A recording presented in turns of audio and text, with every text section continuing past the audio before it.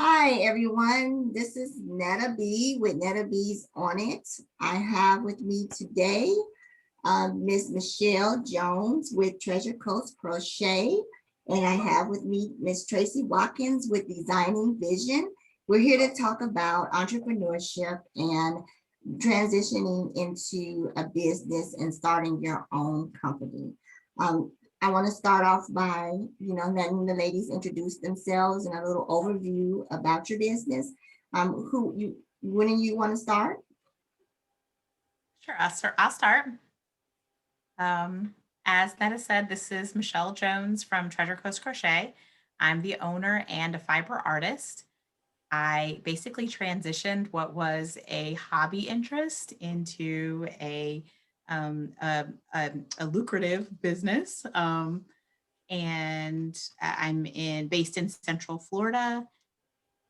I make crafts for craft sales, as well as I do sales on Etsy, as well as just word of mouth, that type of thing. So I've been in business since 2018. So I started right just before all the COVID stuff happened. And there's some interesting stories about navigating COVID and having a business I'm sure we will get into. And I feel like it's one of the best decisions that I've ever made, transitioning from a corporate environment to entrepreneurship. Wonderful. Tracy. I am Tracy Watkins. My business name is Designing Vision. I've been off and on as a full-time to part-time business, and now I'm back to full-time since 2002. I'm a designer. First and foremost, I'm a designer, so that's a graphic designer. That's where I started from. But that has quickly transitioned into digital design, web development, and project management. So at this point in time, I am the creative owner of Design and Vision, and that includes anything that's digital. So that's advertisement, that's marketing, that's web, that's anything that requires printing. It includes everything and a variety of different industries. So that could be for small businesses, people are just getting started, or for corporate organizations if they have a need to outsource. Great. Great. So let's start off by, I do have a question for both of you ladies. So is this something in your business that made you want to start your own business as far as your niche? I know, Michelle, you have a niche with crocheting, and I know, Tracy, you have the skills with the digital world. And Michelle, you already suggested we were going to talk about COVID, working through COVID and trying to make sure businesses are functioning through COVID. So any one of you want to start off by saying, what your experience was with getting on the track to starting your business? I can start if that's okay with you, Michelle. Absolutely. I was working full-time as a graphic designer at a Fortune 500 company. Everything was fine, but I realized there are people that have a need. And at that time, remember we're talking about 2002, early 2000s. So at that time period, things were kind of hard to come by. You can go online and you can buy some things, or you can pay $400 for a logo. It wasn't that easy to come by, and a lot of people say, hey, my cousin does that, I can just do that. And I realized, there are a lot of people out there that want professional level skills for their graphic design, whether they can afford it or not. And I said, well, hey, I can have a skill that I can provide to people at an affordable cost. So I started doing small logos for people, just word of mouth, just people that say, hey, I got a barbershop, can you do a business card? Sure, whip that out. That became a word of mouth, and it kind of grew from there. So I continued to do that, and each time I said, hey, I'm just going to put this down because it was part-time side business. It was someone else that needed something, and then it was someone else that needed something, and it just kind of grew from there because I enjoy what I do. So whether it went from designing logos to doing brochures, to doing resumes, to doing annual reports, and it was still kind of on the corporate side. And then people needed promotional items, flyers, they needed nightclub things, they needed those kind of big poster items, and that was added onto my services. And then later in the years, we grew into digital. Everything became digital. Everybody wanted social media. Everybody wanted a website. I knew that my talents also grew over the years to include web development. So that web development just grew from there, and it became working on people's websites, and then it became working on social media. And now where we are today, social media is all the rage, right? Everybody has some type of social interaction in some way and some website to follow up with it. About maybe 5 years ago, it was the other way around. You had to have a website, and social media was like, oh yeah, if you have it. Now it's the other way around. Social media is the leader, and the website is a support of that. So my skills had to grow with that. So it just became something that people had a true need for and couldn't afford those $10,000, $20,000 websites, because they do exist. And so it was the business that was those in between, that market that tends to get lost in there, that I was able to provide a service for. And then it grew from there, from different contacts. So it's continuing to grow, which is great. It's obvious it's a need for those businesses that can't afford the higher end work, but they still want that professional look. And that's what I'm here for. Okay, so what about marketing? How did you market other than word of mouth? Was there any other marketing you did to get your business up off the ground? I did. I have a website that kind of pushed some of my back end skills, some of the work that I've done in the past. So it was flyers. I did some business cards, some information I passed to people that I worked with. And then after that, it was a couple of networking parties. Mm-hmm. So I was invited to a networking party, and I'd say, hey, bring your cards. And I said, sure. And I jumped in there with no skill sets. I was scared to death to get in front of a bunch of people and talk about my little business, but people were receptive to it, and it was a need, and it became, hey, I got this. What do you need? And it became a lot easier. So that was my avenue. Was the website was helpful, kind of getting on word of mouth. Still, the entryway is still word of mouth. But there's also other avenues for advertising. Since now we're more digital, it's easy to get on other websites that help promote businesses. Mm-hmm. So it's a lot of interaction. It's a lot of getting in different places to get yourself visible. And that's what I've been doing. Nice. That is awesome. Michelle, would you like to piggyback on that question? Yeah. It's very similar to what Tracy described. My road to entrepreneurship is very, very similar. It started out, I literally take my crochet everywhere. I mean, you ask anybody who really knows me, I literally take it in my purse to theme parks. I take it to book club meetings. I take it to my children's after school activities. If you don't see me with a crochet hook, there's something wrong in my world. So honestly, that's kind of how it starts out. People see me crocheting out in the community, and they're like, hey, my grandma did this, or they have some very nostalgic story about someone that they know in their life that crocheted, and that will get people talking. Then also, I'll make something for someone, like a baby shower gift, or a new home welcoming housewarming gift, of dish scrubbies or hot pads or stuff like that. And they're like, you can crochet that? And I'm like, yes, you can crochet those things. So those are kind of the way that I stumbled into entrepreneurship. As I made more things and I started, having that residual secondary income coming in, I realized I needed to formalize this and make it a real thing, so that, because it was really snowballing into its own entity at that point. And so first it started word of mouth. As I started to gain a little bit of momentum, word of mouth, then it was the social media. I had a website for a little while, but then I took down that website because it just didn't serve my type of business, as well as social media did. When I hit social media, that really is when things started moving a lot more for me. I have a Facebook page and an Instagram page. I have a YouTube channel where I talk about different types of stitches, that type of thing.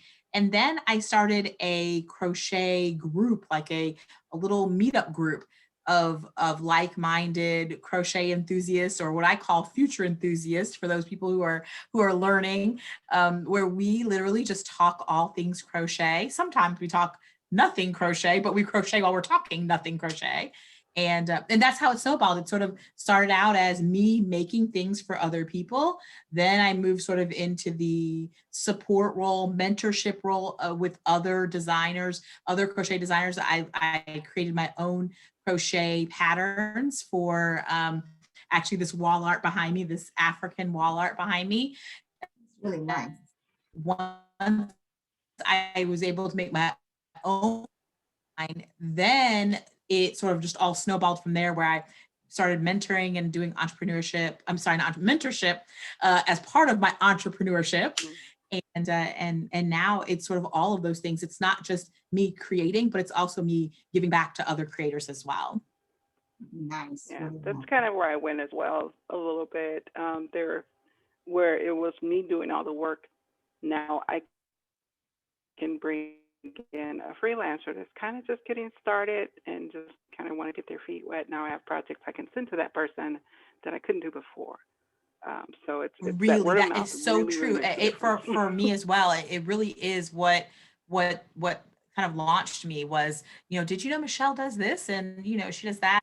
At holidays, Yeah. every time my kids had a teacher appreciation, I'd send something, that was mine. Or even, like, for instance, I won an award, or I won a prize at something. The person came to bring me the prize, and I slipped them 2 scrubby pads, with my little logo on it or whatever. And, the person called me months later and was like, those are the best scrubbies I've ever used. Who would have thought you could crochet this little thing? And, and it works so well. And so it literally is word of mouth. And so she told somebody else, and that's exactly what happened, that snowball effect.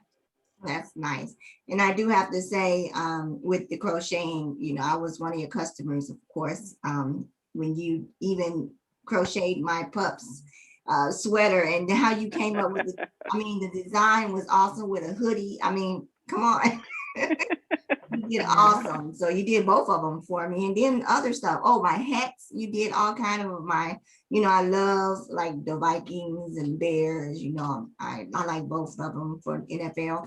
And I mean, you were awesome. And I know, Tracy, that you are going to help redesign the DDBC logo, which is the Elegant Divas Book Club logo. Yep. Yep. Yeah, and that's on her plate, but I know you've been so busy, and you will get to it. I have been, and I know it's something that we definitely talked about getting done. So definitely this will be the year to kind of revamp and refresh. Perfect. That would be awesome. So Mhm. yeah, so let's get into Michelle, you talked about, and Tracy, about the networking. Michelle, you said you have a crochet class and you're a mentor.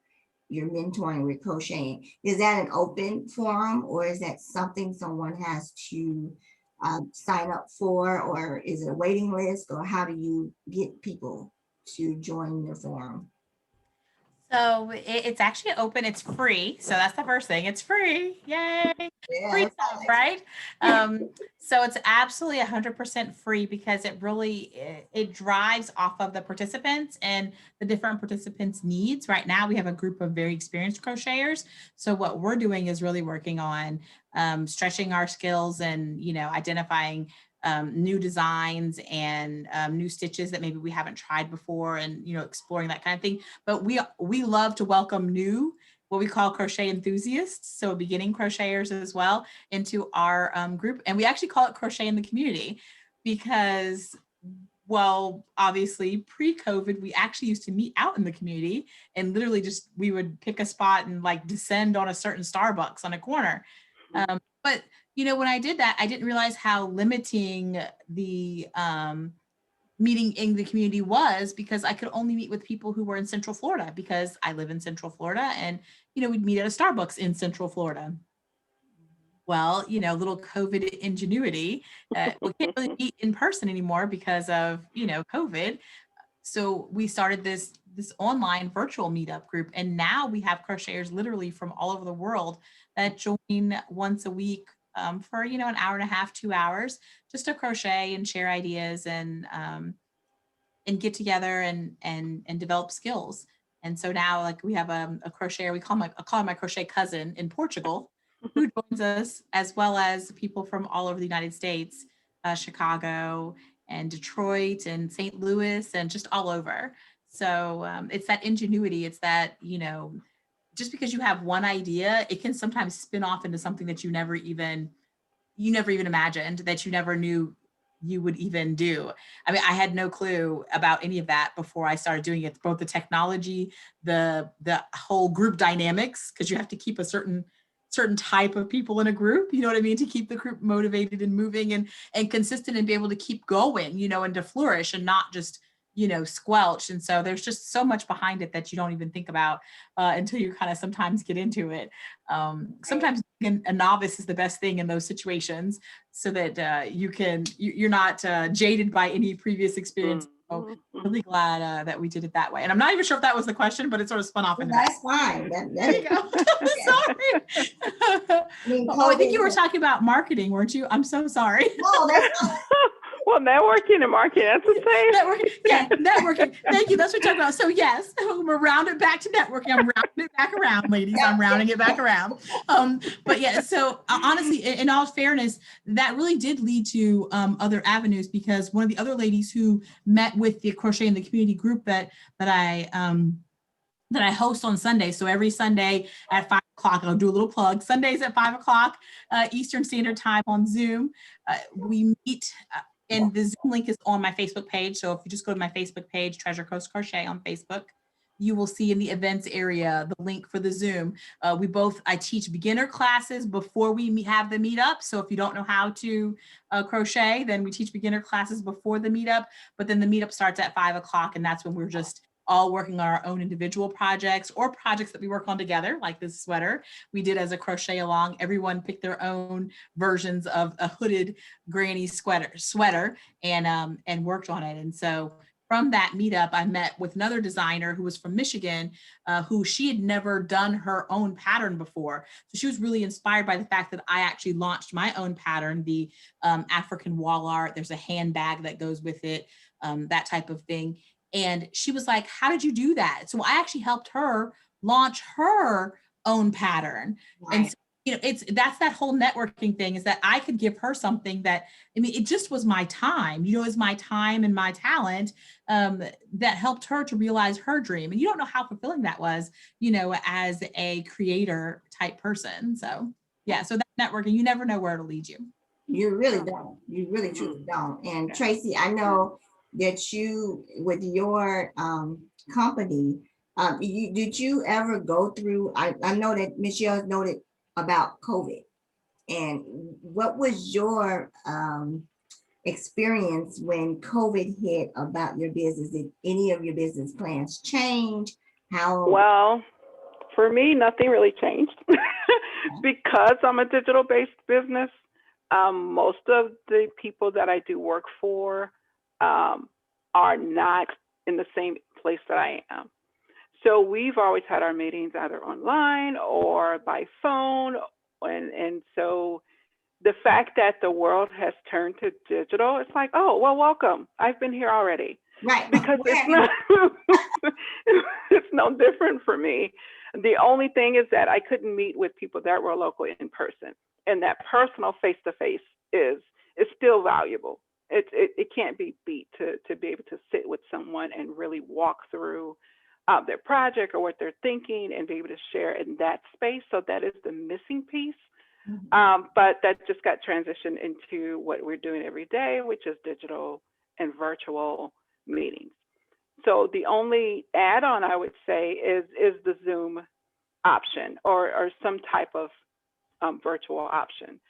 Before it was just kind of, well, just join me and a simple join me setup. But now it's let's share the documents, look at things together, let's walk through, let's annotate. We can do all of that by looking at the Zoom meetings and share directly. So it's a lot easier. With technology changing because of the COVID, things are much easier than they were before because the world has switched over. Yeah. And this has become part of the day-to-day. So yeah, these companies are stepping up to really make it easy, quick, responsive, and I've taken advantage of that. And my clients have gotten a little bit more comfortable with that. Before they weren't very comfortable with it, but now they're a little more comfortable to get in there and say, hey, just click this link. Let's look at your project. Now we can look at it. Now you can go in. We can walk through. We can talk through. You can send me your documents. We can share. We can do whatever we need to do to make sure the project is what you want it to be. So as opposed to Michelle having the social piece of it, of having that open group, my clients are private. They're a little more closed because it's per project, as opposed to having a site where you can go, hey, I want that piece and that piece and that piece, and then you get it. This is more custom or personalized for your particular business. So one look or one design may not be the same as something else. The process may be different. So it's definitely those meetings, those online digital forums. COVID is just another way to force people to go to digital. Let's go. It worked for me. So that's kind of where I went. So COVID didn't really have a great impact other than improving my situation. That's interesting. Very, very interesting. I think it improved a lot of people's processes. And sometimes it slowed some down that wasn't so digital. You know, they had to get to learning it now. You know how you say old school, you really don't want, you just want an easy phone to deal with. You don't want to have to deal with nothing hard. And that was me.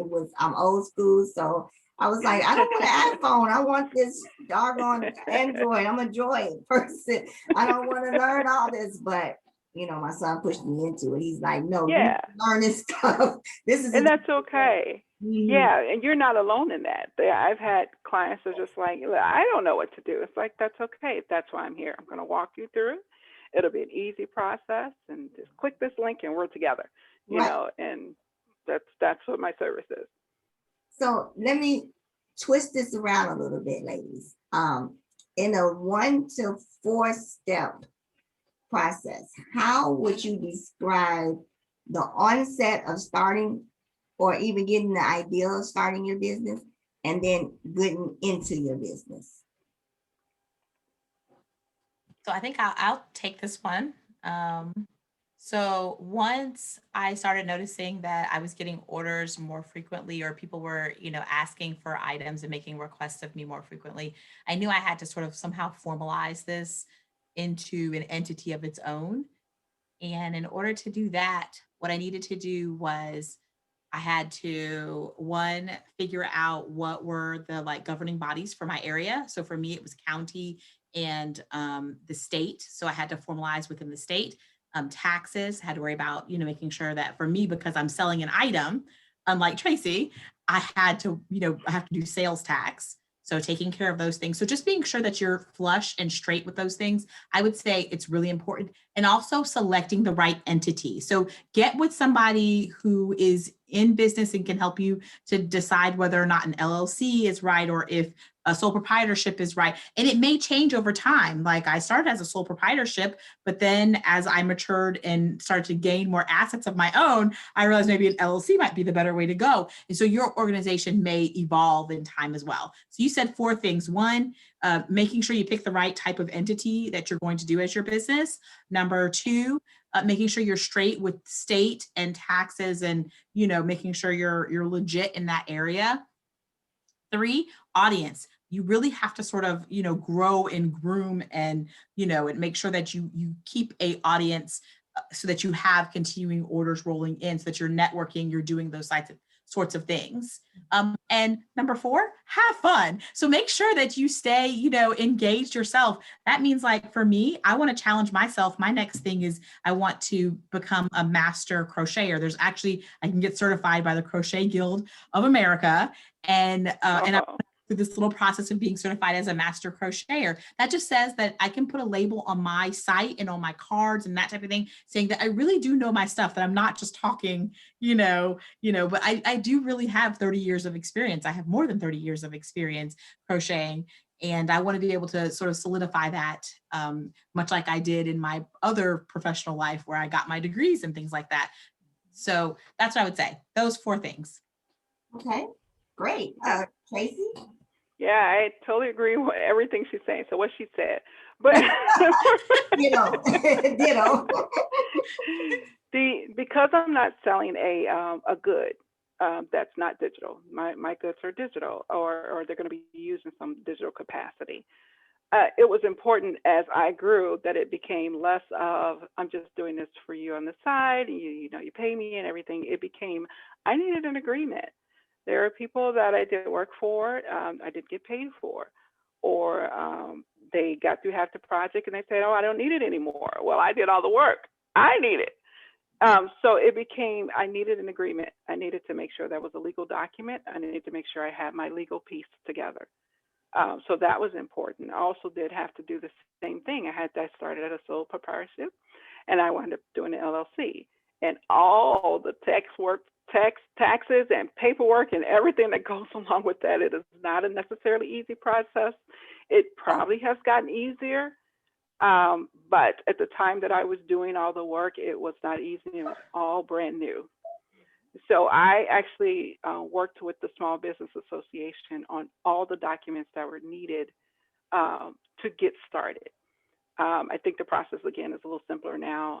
You can go in, you know what you want, you know what you need, and you can get that work done. And there is a cost with it. Nothing is free. So there's a small price to pay to get that set up. And then because I live in the village of Matson, I'm not in the Chicago. I was limited, didn't know that I was limited to Matson for my business. Then I realized, well, I'm not really a brick and mortar business. I'm online. Right. So Matson didn't have anything for online businesses at the time. So now there is a business license strictly for online businesses. It could have been around for a while, but again, I just restarted. So within the last 2 or 3 years, I started my online business license so that it's for all online work. So it covers anyone that I do work with. That was a very important piece to get. So Tracy, that is called doing business as, like an incorporated license, correct? Yep. Because for me, the doing business as was required because I wasn't doing my name. It wasn't Designs by Tracy Watkins. It was Designing Vision. Right. So with Designing Vision, it had to be doing business as. And then I didn't want to get sued, so I had to do an LLC for whatever reason to just make sure it's covered and it's a separate entity away from my personal taxes. And that was a piece I didn't know about either. And I learned as I started to go through the process. The other piece, again, is making sure you are talking to the right audience. There are people that, for my business anyway, there are people that think that a logo is all you do. You spit out a logo and then that's it. Thank you very much, and you go about your business. But that's not what I do. What I'm providing is a full service. So it's not just doing the work, but it's providing the information and the knowledge base. Because if you're just getting started, you have no idea how to navigate these waters. I have 20 years of experience plus to navigate these waters from every level. So I use that as a part of the work that I provide to people. For any work that's getting done. And then again, you do have to have fun. I'm building and learning every single day. I've gone from doing graphic design work to doing full web development where I'm certified as a web developer, which is a whole nother life in itself. Yeah. And then I've moved on to project management and digital management and certified as that. So I'm able to provide the whole gamut of experience, and now I can step away a little bit to provide that information to bring in freelancers that are, like I said before, just getting started. They need the experience. I have the projects, I have the clients, and I want to continue to build that so that it becomes a business that'll live on its own. Perfect. That's the goal. Awesome, ladies. I know we're running out of time. We have at least 3 minutes left. So in that 3 minutes, is there something you'd like to tell the listeners and the viewers about just some word of advice when they want to start a new business? I can start. Be diligent. This is not an easy road. You will have a lot of competitors. Especially in my world, there's lots of competitors. There's free websites from really, really big names, but you have to find your niche. You have to find those people that you want to reach that need you and need your business. So being diligent and loving what you do is something that you have to hold on to, because it can become very saturated and you can get discouraged when things don't come right away. But you know what you want, you know what you got, you know what your business is, build it and stay strong in it. That's my advice. Thank Oh you, my gosh, Michelle. Netta, I feel like we could have a whole session 2 on just I after. know, I was just So thinking we could that in just my mind. go on to session 2 now, because yeah, giving advice for me, oh my gosh, okay, there's so much. Okay, but I only have 1 minute, so I'm going to give you 1 minute of advice, which is just to value what you do. So you have to remember that people are willing to go and buy a pen with someone's signature on it for $1,000. And in the creator world, a lot of times people will say, you know, oh, I'm charged $50 for a sweater for an animal. And they're like, why do you spend $50 on that? Well, they don't know all the costs that go into it, as well as it's not someone with 30 years of experience who is making that. A machine may have made it, or you got it from some other place or whatever. So just to know your value. That's what I'm really alluding to in all of that, is just saying that don't worry about the noise. Don't worry about what other people say. That person is not your customer if they cannot meet you where you have set your price point. You set your price point, you stick with it. Don't waver, don't waffle, don't give every single person in your world a discount. I am so notorious for all of these things. Now I'm telling you because I have done all of these things, okay? So what I'm saying to you is set your price, stick with it, and your customers will come to you, I promise. Perfect. Ladies, I wish we didn't have to run out of time, but thank you so much for joining me today. And everyone who's reviewing will be able to see this on nettabees.com. That's www.nettabees.com, nettabeesonit.com, and my YouTube channel, which is Netta Bender. And I will have all their information. Michelle Jones, Tracy Watkins, thank you so much. And you ladies were fabulous, and I hope you viewers get enough information that you need. And thank you for having us. Thank you so much. Sure. I love this. Bye, everyone. Bye.